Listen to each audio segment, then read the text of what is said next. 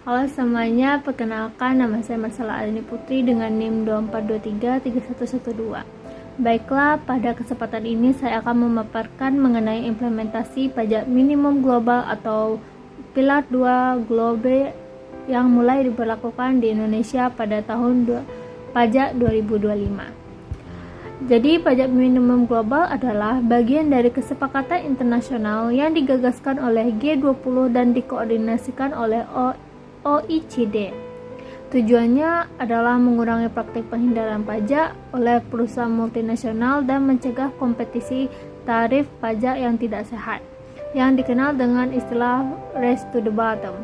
Indonesia resmi menerapkan kebijakan ini sejak 1 Januari 2025 berdasarkan Peraturan Menteri Keuangan Nomor 136 Tahun 2024.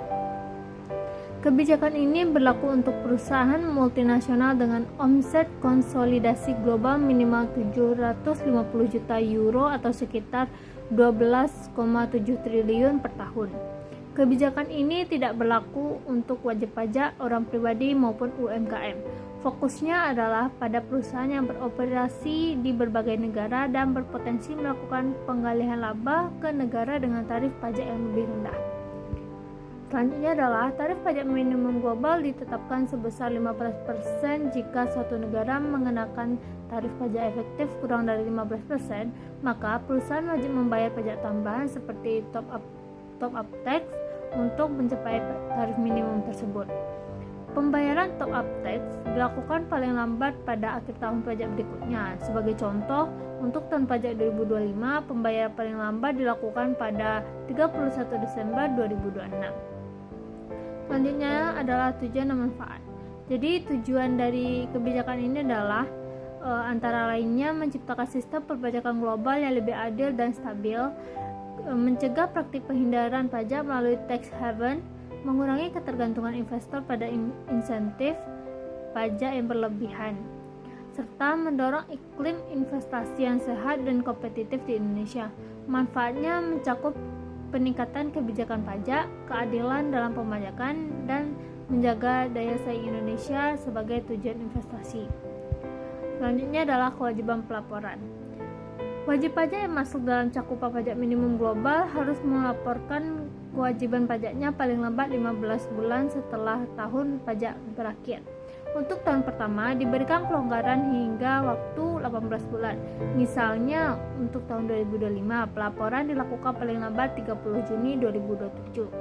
Tata cara pelaporan yang diatur lebih lanjut oleh DJP atau Direktorat Jenderal Pajak. Selanjutnya, tantangan dan mitigasi. Tantangan utama adalah kekhawatiran investor terkait potensi berkurangnya insentif pajak dan profitabilitas.